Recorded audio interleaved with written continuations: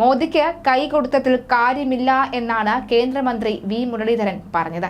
ഇങ്ങനെയൊരു നീക്കം ഉണ്ടായാൽ മുഖ്യമന്ത്രിക്കെതിരെയും കേന്ദ്ര സർക്കാർ തിരിയും.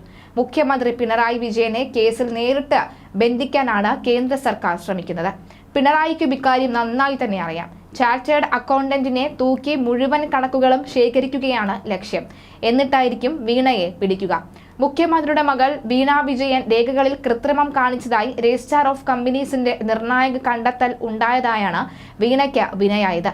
എക്സാലോജിക് കമ്പനി മരവിപ്പിക്കാനായി നൽകിയ അപേക്ഷയിലും സത്യവാങ്മൂലത്തിലും തെറ്റായ വിവരങ്ങളാണ് ഉള്ളതെന്നാണ് കണ്ടെത്തൽ. വീണയെ പ്രോസിക്യൂട്ട് ചെയ്യണമെന്നാണ് ബംഗളൂരു ROCയുടെ റിപ്പോർട്ടിലുള്ളത്. പ്രോസിക്യൂട്ട് ചെയ്യാൻ തീരുമാനിച്ചാൽ മുഖ്യമന്ത്രിയുടെ കാര്യം പ്രതിസന്ധിയിലാവും. ഏതായാലും മുഖ്യമന്ത്രിയുടെ ദിവസങ്ങൾ എണ്ണപ്പെട്ടതായി CPM നേതൃത്വം തന്നെ കരുതുന്നു. എക്സാലോജിക് കമ്പനി മരവിപ്പിച്ച് പലതും മറച്ചുവെക്കാനെന്ന ആക്ഷേപം നേരത്തെ തന്നെ ഉയർന്നിരുന്നു. എക്സാലോജിക്കിനും വീണയ്ക്കും കുരുക്കായ ROC ബാംഗ്ലൂരിന്റെ റിപ്പോർട്ടിൽ മരവിപ്പിക്കലിലെ ക്രമക്കേടും രേഖപ്പെടുത്തിയിട്ടുണ്ട്. കമ്പനി മരവിപ്പിക്കൽ നടപടിക്കായി ROCക്ക് സമർപ്പിച്ച രേഖകളിൽ വീണ വിജയൻ അടിമുടി കൃത്രിമം കാണിച്ചെന്നാണ് റിപ്പോർട്ടിൽ കുറ്റപ്പെടുത്തുന്നത്. മരവിപ്പിക്കലിന് അപേക്ഷിക്കാനുള്ള യോഗ്യത എക്സാലോജിക്കിന് ഉണ്ടായിരുന്നില്ല. 2 വർഷത്തിനിടയിൽ ഒരിടപാടും നടത്തിയിട്ടില്ലാത്ത കമ്പനികൾക്ക് മാത്രമാണ് മരവിക്കൽ അപേക്ഷ നൽകാൻ സാധിക്കുക.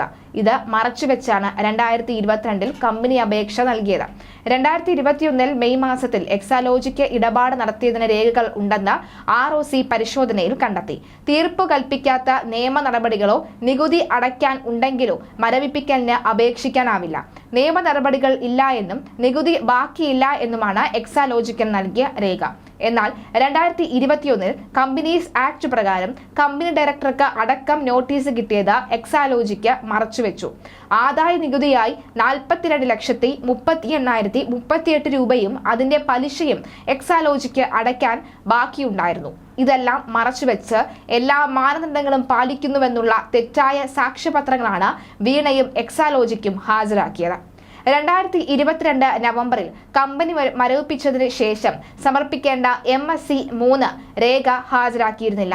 രേഖകൾ കെട്ടിച്ചമച്ചതിന് വിവരങ്ങൾ തെറ്റിദ്ധരിപ്പിച്ചതിനും എക്സാലോജിക്കിനും വീണയ്ക്കുമെതിരെ തടവ് ശിക്ഷയും പിഴയും കിട്ടാവുന്ന 447, 448, 449 വകുപ്പുകൾ ചുമത്തണമെന്നാണ് റിപ്പോർട്ട്. വീണ വിജയന്റെയും കമ്പനിയുടെയും രേഖകൾ സാക്ഷ്യപ്പെടുത്തിയ ചാർട്ടേഡ് അക്കൗണ്ടന്റ് കന്ദസ്വാമി ത്യാഗരാജു ഇളയരാജയെയും പ്രോസിക്യൂട്ട് ചെയ്യണമെന്നാണ് റിപ്പോർട്ടിലെ ശുപാർശ. വീണ നടത്തിയ ക്രമക്കേടുകൾ പിഴ ശിക്ഷയിൽ ഒതുക്കാവുന്നതല്ല എന്നും പ്രോസിക്യൂട്ട് നടപടികൾ വേണമെന്നുമാണ് റിപ്പോർട്ടിലുള്ളത്. രേഖകളിൽ കൃത്രിമം കണ്ടെത്തിയ സാഹചര്യത്തിൽ കമ്പനി മരവിപ്പിച്ച നടപടി പിൻവലിക്കാമെന്നും നിർദ്ദേശമുണ്ട്.